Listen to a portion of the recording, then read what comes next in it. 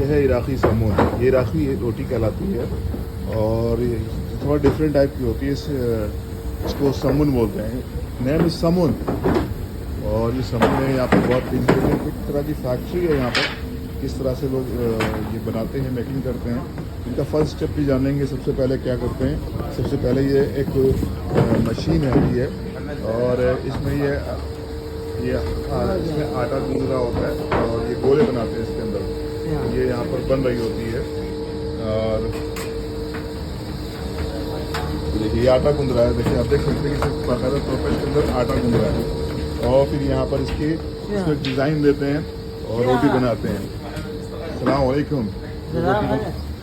ये देखिए रोटी की ये लेयर्स बन जाती है, फिर उसको ये देखिए एक लेयर, दो लेयर और उसको यहाँ लगा देते हैं और बड़ा अच्छा और बड़ा हाइजीन तरीके से ये लोग बनाते हैं। देखिए ग्लव्स वगैरह अपने पहन रखे हैं और बड़ा हाइजीन